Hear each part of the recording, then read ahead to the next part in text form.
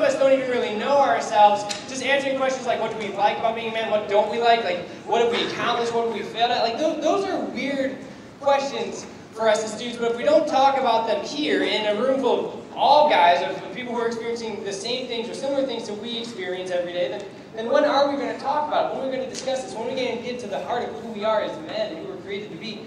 And so before we really dive into that, we're just going to pray. Because we are created in God's image and likeness, and for us to find out who we are, we need to first learn who He is. And so let's just start with prayer. And he's going to lead us in a song in a second, but if you all just kind of bow your heads with me and pray in the name of the Father, and the Son, and the Holy Spirit. Amen. Heavenly Father, we thank you for this day, for bringing us together, for creating us as men. Just ask that you bless this time, this next 45 minutes or so, that we would just learn a little bit about you, a little bit about us. Who you want us to be, who you're calling us to be, who you created us to be. Help us be more like you.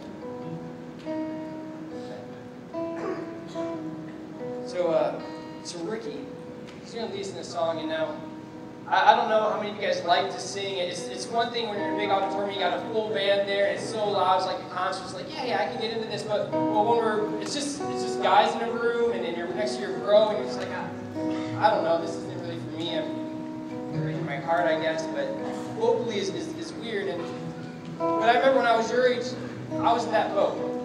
I didn't really like to sing. I didn't know if I could sing or not. I had never really tried it before. And I was at a conference like this, and it was a men's session like this. And there was a priest, and he said something I'll never forget. He said, when men get together to pray, when men get together to worship, the gates of hell shake.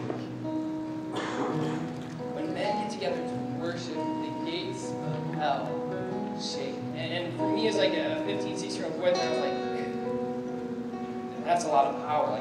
That's what I want. There's something in me that wanted that kind of strength, that ability. So when we're praying, we're not just singing along here like we've been talking about, but we're worshiping. We're striking fear into our spiritual enemies. We're lifting up the one who created us, and we just become more like Him as we lay ourselves before Him. So if you want to sit down, sit down. I'm not going to tell you what to do today. But if you want to stand and worship with us, our hearts. Let's start with this one.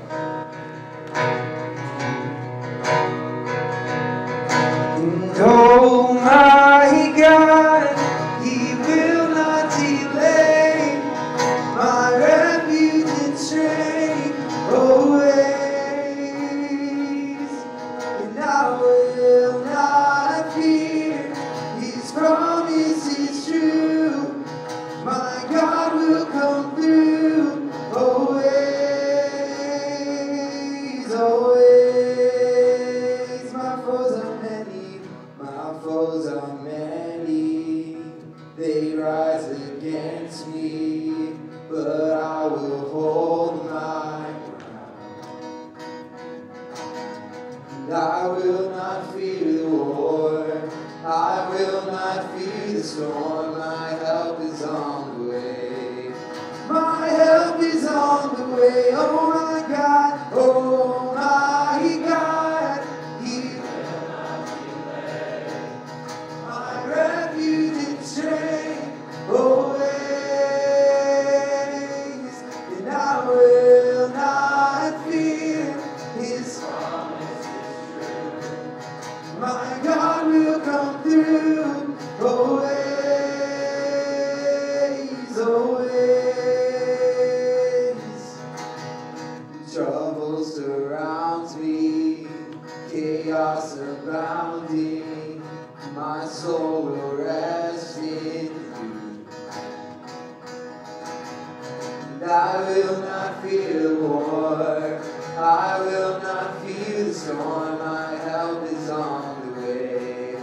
My help is on the way, we cry out, oh my God, He will not delay, my refuge and strength always, and I will not fear, His promise is true, my God will come through always.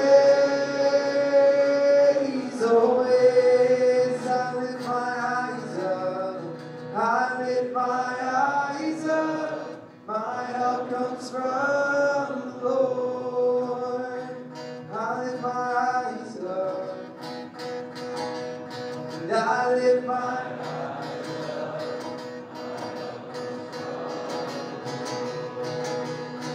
eyes up, and I lift my eyes up. My help comes from the Lord.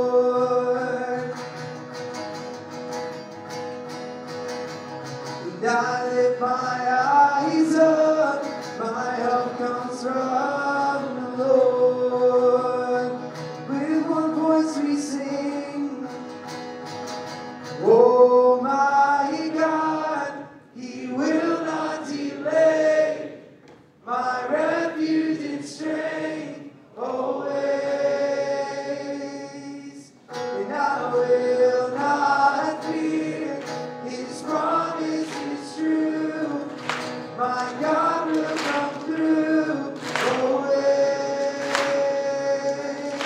And oh my God, He will not delay.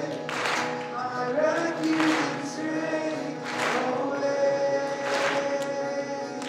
and I will not fear. His promise is true. My God will come through always, always.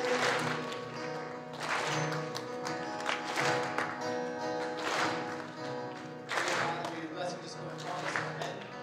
As we just stir to the life that you have called us to. Bring us into truth, bring us into life, bring us into your love. We ask all this in your name. Amen. In the Father, and the Son, and the Holy Spirit. Amen. Have a seat, guys. All right, if you didn't catch this earlier, my name's Nick.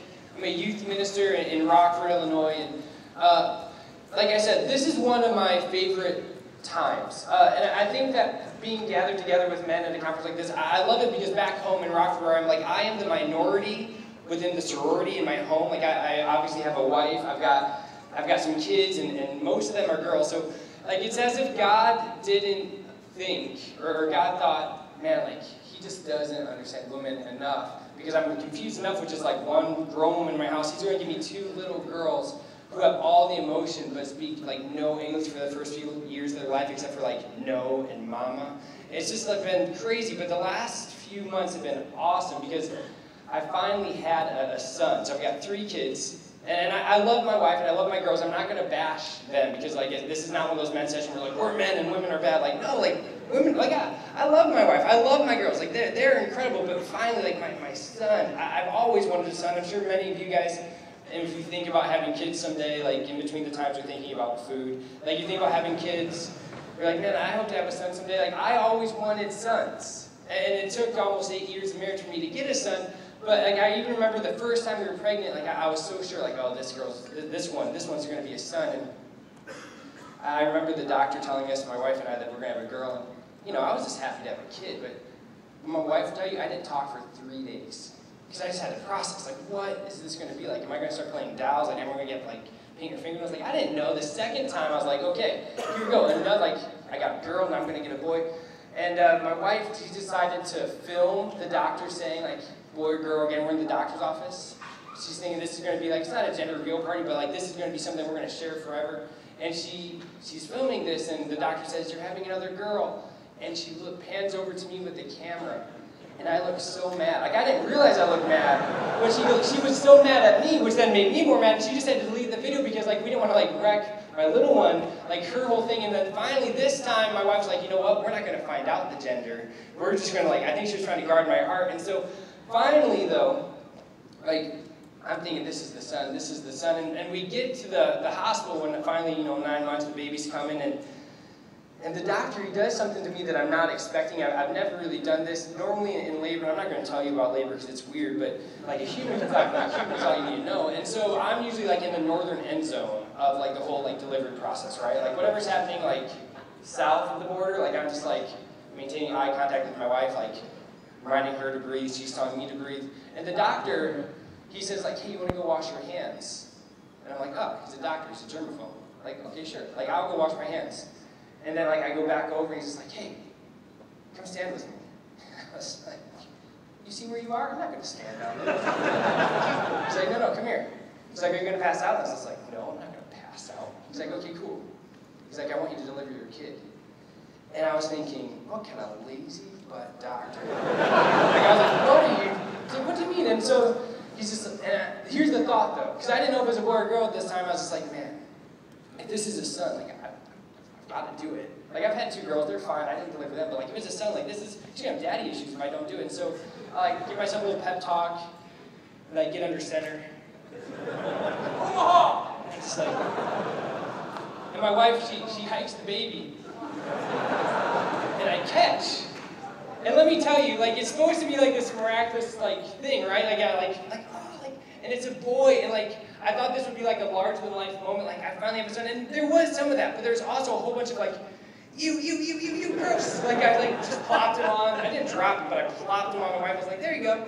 And so Jude, though, like, his name is Jude, so I've got 2 girls, I've got Jude, and I look at him, and he's 2 months old, and I'm like, man, this is a man. But the thing is he's 2 months old, right? Like, I just kind of thought, like, man, I can't wait to have a boy because I'm going to wrestle him, and we're going to play catch. I'm going to teach him how to hunt. I'm going to teach him how, like, all these is like, you know, we're going to go on adventures. All these like weird things. I was like, this is what we're going to do. But he's 2. Like, all he does is like just sit there and stand there, and just like pay him, keep his head flat. I'm like, what are you doing, dude? First rule of masculinity, like, just keep your head still. Like, he just.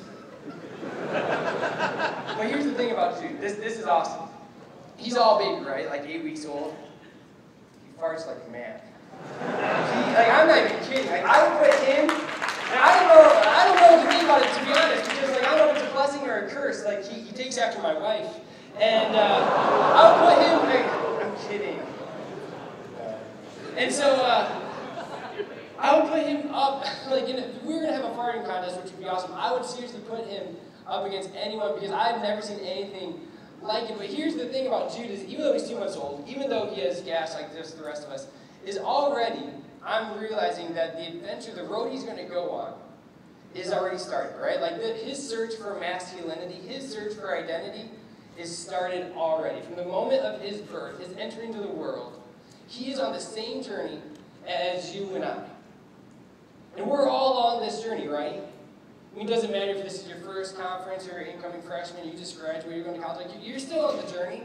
None of us have completely arrived yet. None of us have reached the pinnacle of masculinity or manhood or strength or whatever we want to say. That we've all got something to accomplish. Something to prove, almost. Does anyone know what this is? See, let me give you some, like, just kind of criteria here. This is not electronic. This is not digital. This is not a gaming console. You cannot get on this and like talk to someone in Japan and compete. This is what people like my age and maybe other kind of adults did before Fortnite was a thing. This is just a model car. There's no batteries. There's no like VR glasses that go with it. Like, this is just. See, when I was a kid, my dad used to go on business trips, and I hated when he'd be gone, but he'd always come back with one of these, with a model car. They're kind of hard to find, and I was so excited because I never knew what kind of car it was going to be. Like, now this one right here, this is a 1966 Ford Mustang. I mean, you're like, that's a man's car. This is not your mom's minivan. I know. Like, this, guys, I have to be honest. Like, I see this, I bought this for this talk, and I'm jealous because you know what I drive right now? No, I don't. I wish I drove the minivan compared to what I drive. I drive a Prius. Look, guys. Look. I'm with you here. Look, here's the deal. I used to have a Tundra, like, you know, like one of those big. I used to pick Priuses out of the like grill of my truck. But as my family's gotten bigger, whatever. So anyway, I look at this. Here's the thing. Here's what you need to know about 1966 Mustang. And I'm not a huge car guy, but I know a few things about this car. This car would go from 0 to 60 in 4 seconds, could reach 150 miles an hour. Like, I don't know, like 1966, I don't know if this thing had like seatbelts even back then. Like, safety was still, like, the verdict was still out. Like, this thing was all men muscle car. And my dad would bring cars like this home, or model cars home, and it'd be awesome because, like, you'd open it up and you got the tires here, and you've got, like, oh, here's the frame, and this is cool because you've got, like, the windows and the chrome pieces and the steering wheels and the decals. You can't have a car without decals. Here instructions, we don't need those because we're guys. But, like, you have all these things. And my dad and I, we'd work really hard because you get a few days off after these business trips.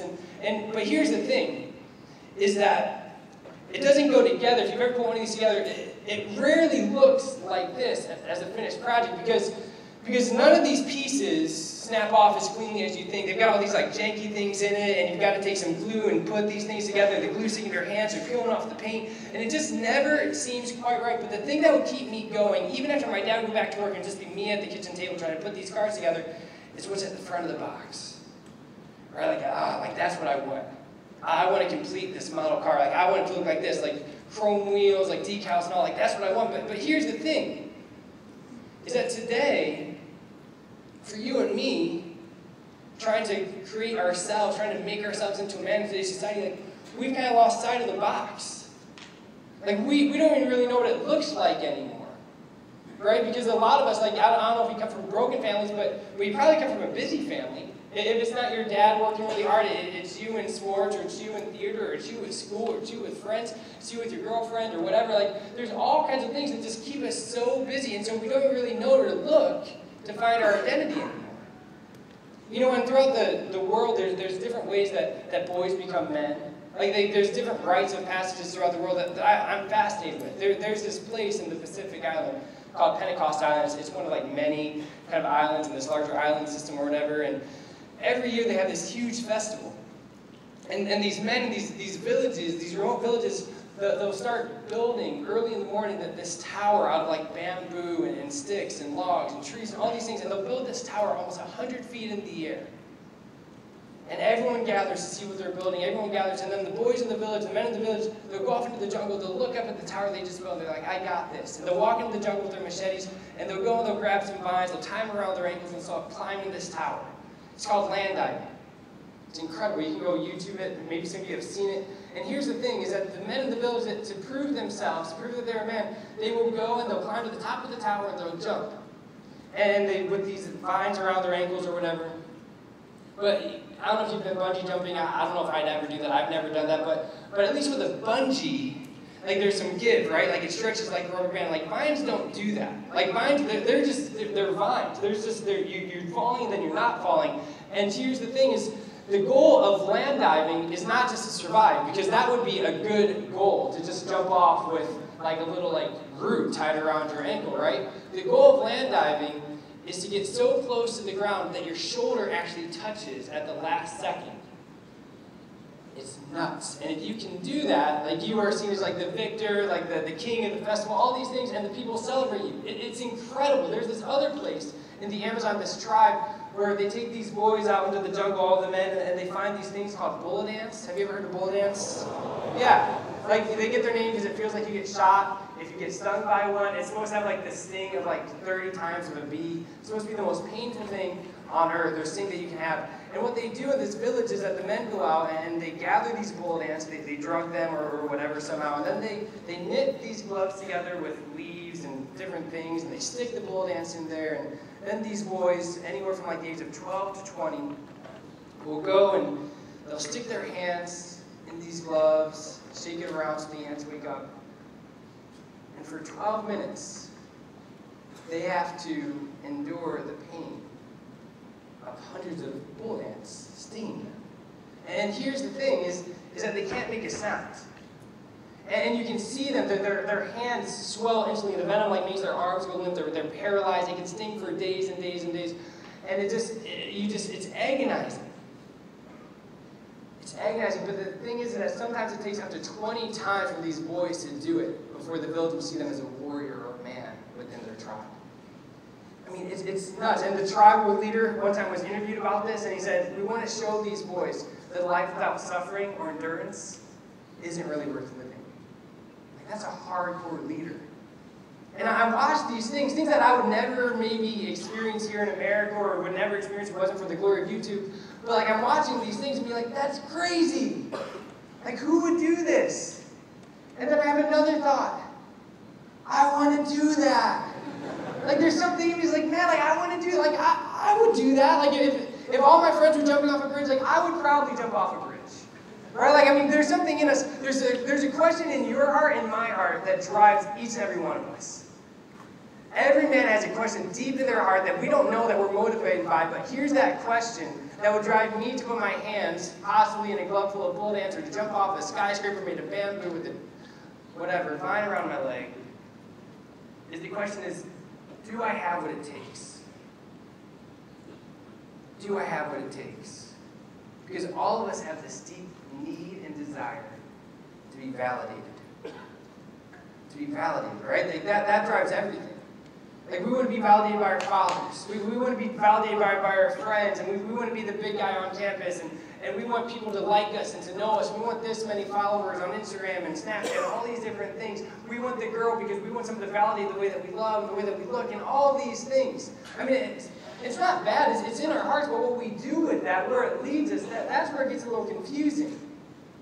Right? Because there's a lot of men my age, when it comes to their masculinity, and you talk about like manhood, you talk about who they are, who they're trying to be, or where they're going, they're still like my son June. They're just like, have you forgotten who you are? Like, do you know who you're called to be? Do you know what it is to be a man?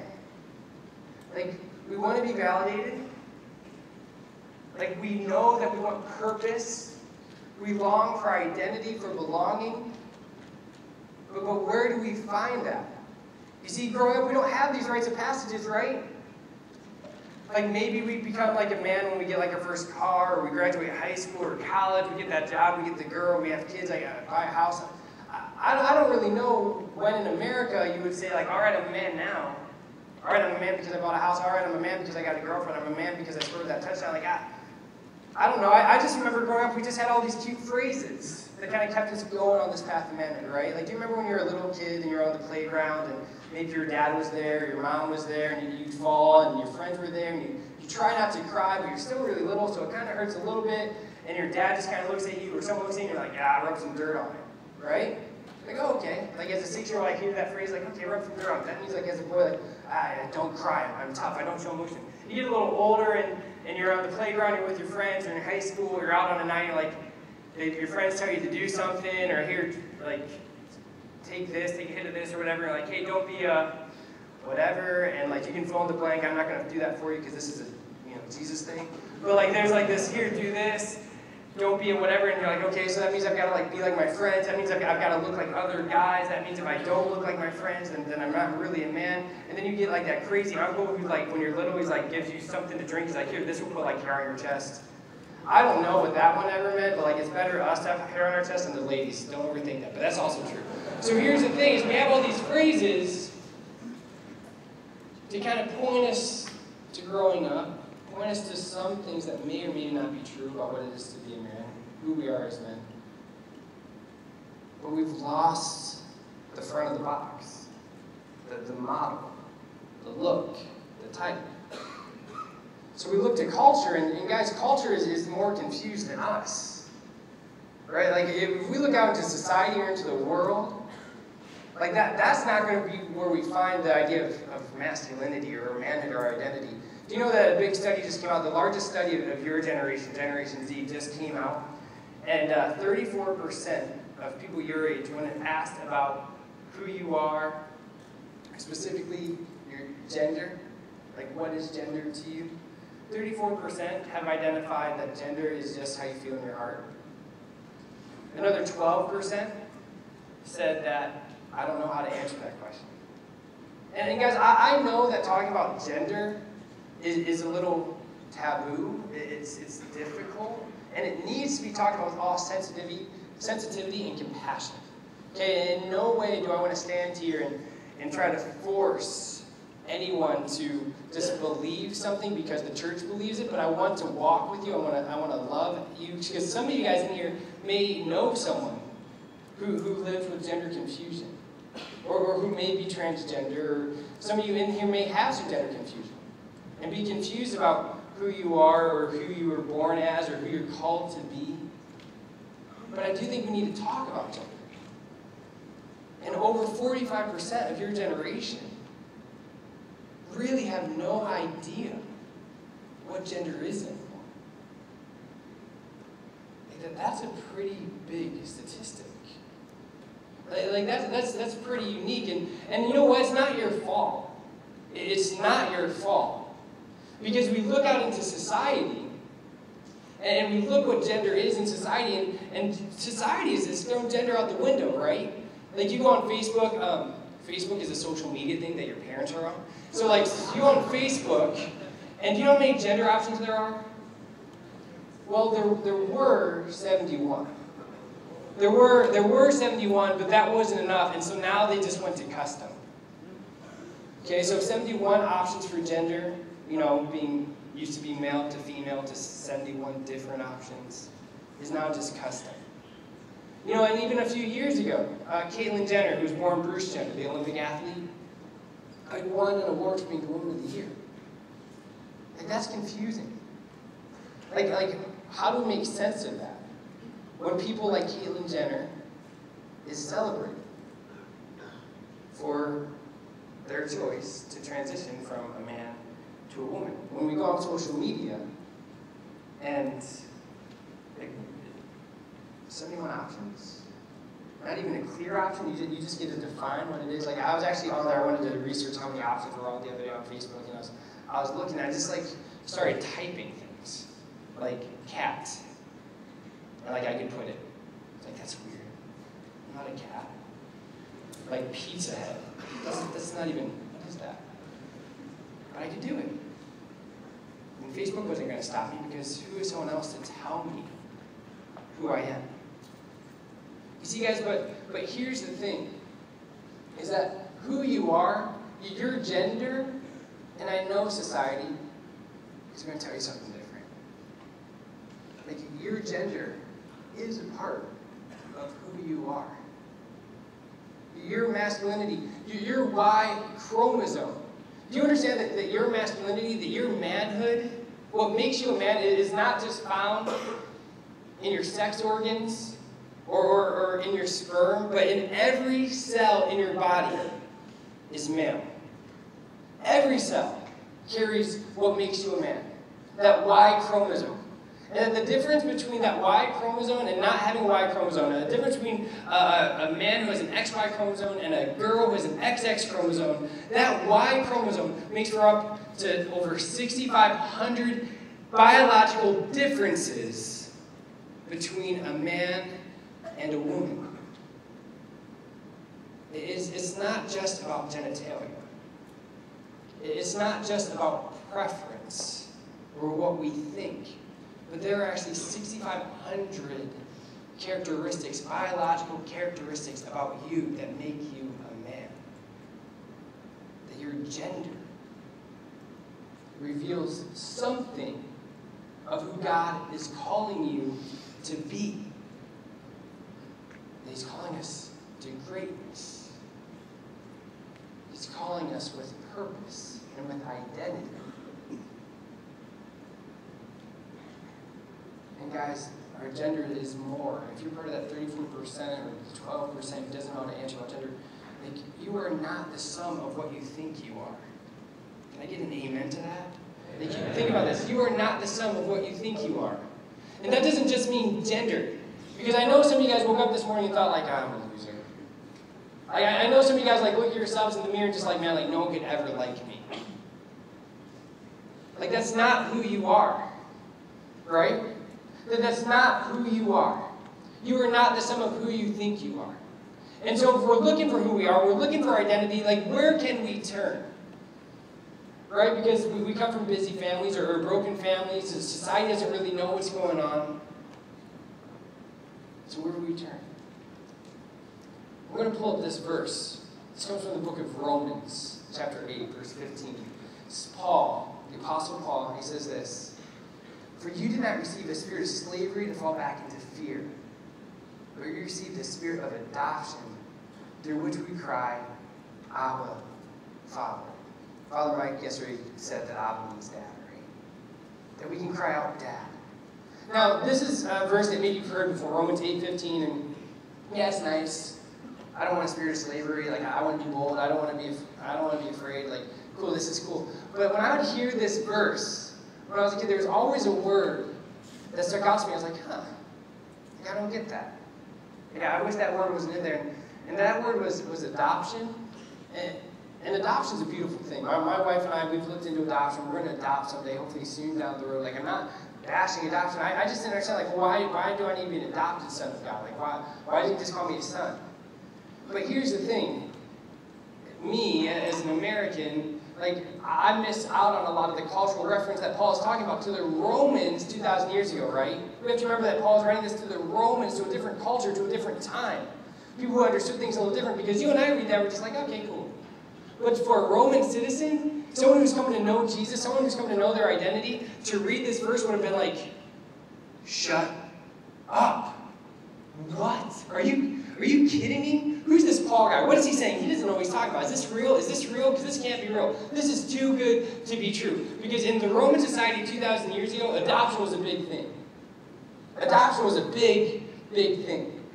You see, because the Roman society, remember, it wasn't Christianized yet. It didn't have the same morals that a lot of you and I do. It didn't have a lot of respect that you and I do for life and goodness and beauty and all these things. And so in the Roman civilization, 2,000 years ago, life, although they knew it was a good thing, they didn't really care for it the way that maybe you and I would. And so if you're married or not married and you have a kid and for whatever reason you just decide, I don't really want this little guy. Maybe like there's a deformity, maybe he just cries too much, maybe he just kind of like, just a little too annoying for me.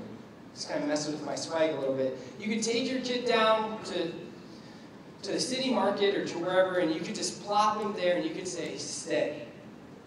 And you could walk away, leaving your kid for someone else to deal with. No harm, no foul. There wouldn't be like newspaper articles about you. People wouldn't be like Snapchatting or like posting about what a horrible person you are. It's just how culture works. You could just abandon your kid at any time for any reason without civilization. But in the Roman culture, they knew that they couldn't just have all these orphans around.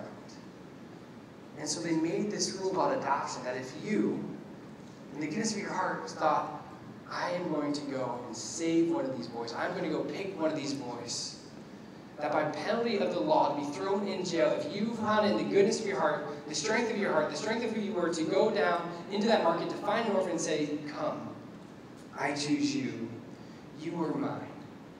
That by penalty of law, you could be thrown in jail if you ever did anything to mistreat or abandon this boy again. That they were yours forever. And everything you had was theirs. Not just when you died, but at that moment. That they inherited everything that you were, everything that you had at the moment of adoption. So a Roman citizen reads this and they're just like, what in the heck? Who is this Jesus guy? He wants to adopt me? Does he know who I am? Does he know what I've done? Does he know how bad I've been or the decisions I've made? Yes. And he chooses you. And he chooses me. You see that question of validation, of do I have what it takes? The place where we find our validation, the place where we find our identity is in Jesus Christ, because all of us need to be validated by the Father. And it's God the Father who chooses us, who has chosen us, who calls us sons. And so that your identity is not wrapped up, it doesn't have to be wrapped up in what you do, but rather who you are as adopted sons of God. All of us. By virtue of your baptism, your identity, your peace, your purpose is found in Christ and only Christ. How many of you guys are athletes? How many of you guys do theater or art or music or band? How many of you guys are gamers? How many of you guys are loners? Your hands down. How many of you guys are searching for identity?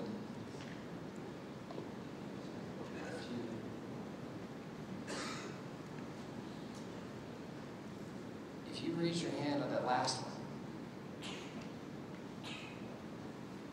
this is where you're going to find it. If you're looking for identity,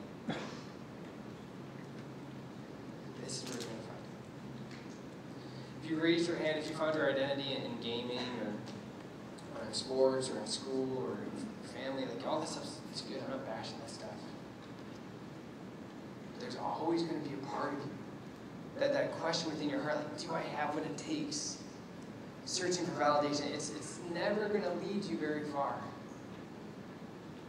Because all of those questions are going to be fulfilled only in Jesus Christ. And if you're true about this, if you're really serious about this, if you're serious about giving this a shot, you know what you do is not a mystery. It's not a mystery of what we need to do as men. Jesus is not the kind of guy who says, like, hey, I choose you, and now you're on your own, figure it out. He told us from the very beginning what it is to be a man, what it looks like to be a man. When he placed Adam in the garden, he gave him a very simple command. This comes from Genesis chapter 2. If you want to know what it is to be a man, how to live out your identity as sons of God, it says this: Then the Lord took the man, and he settled him in the Garden of Eden to cultivate and to care for it. To cultivate and to care for it. Two things. Now, I'm not telling you to cultivate anything. I'm not telling you to care for much. But here's what I'm telling you to do. I'm telling you to do what this verse says. Because, again, Genesis wasn't written in English. This is how we've translated it. But the words that the scripture writer uses here to cultivate is actually avad. Avad. And to care for is shamar. Now, in the Hebrew language, there's different meanings for different words. Actually, avad, the word that it's most translated to is to serve. Adam, serve. And to care for, shamar. To guard. To guard. Your job as sons of the Father, as adopted sons, is to serve and to guard. Simple. Simple. It's not a list of 100 things, but if we can do these two things, we're going to figure out what it is to be a man. We're going to live into manhood. We're going to live into who we are. Guys, when I'm talking about like living into manhood, I'm not talking about some like gender stereotypes. I'm talking about to serve and to guard. To serve and to guard. To serve each other. To serve your brother. To serve your sister. To serve your mother. To serve yourself. To guard your brother. To guard your sister, your girlfriend, to guard your purity. We're all called to this. We're all called to this. It doesn't matter what you believe or how old you are, whether this is your third conference or whether you're a 50-year-old adult chaperone. All of us here, the rule for manhood from Genesis chapter 2, it hasn't changed. We're all called to serve. To guard. Now here's the deal, guys. I could talk and talk and talk and talk about this, but as guys, we're not really created to talk. We're created to do. And so we need to do this. Not metaphorically, not philosophically, but we need to do this. And I want to give you guys a chance to do this right now. So here's what we're going to do is Ricky, he's going to do some worship, or he's going to play in the background, but I need you to start serving and guarding now, because if you can't serve and guard now in this moment, right before lunch, like how are you going to do it when you're back with the girls? How are you going to do it on Monday when you're with your teammates or your friends or your classmates or your parents or your sister or whoever it is? If you can't start to do it now, when are you going to start to do it? When you're in college?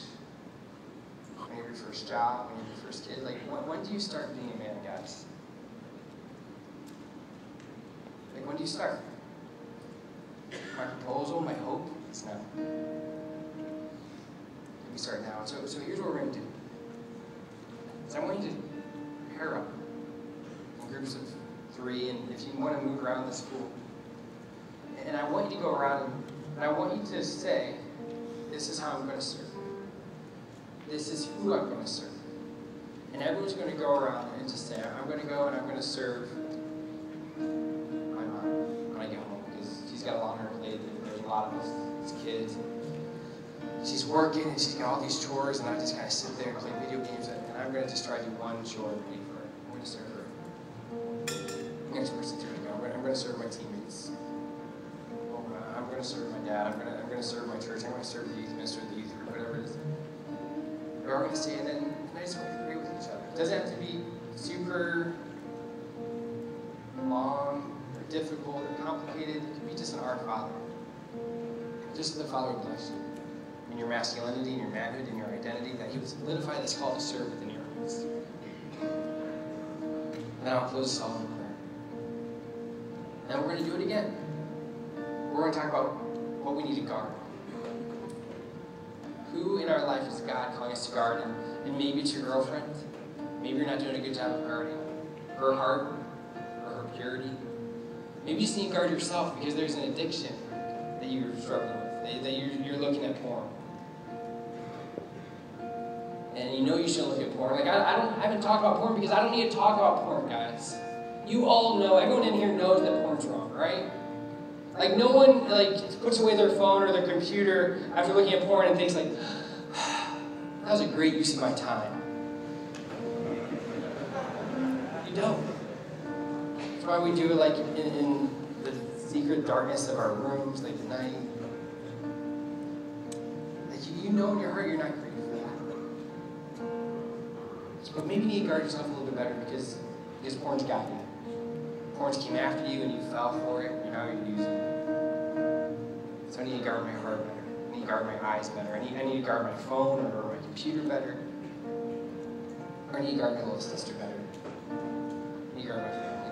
And again, everyone's going to go around. And you're going to pray for the Father's blessing. That our Heavenly Dad, who chooses us, bless us. We come running to us. And I'm close in prayer. Cool? So break up into 3. Spread out. And then we're going to talk real quick, go around the circle. Who do you need to serve? Who do you need to serve?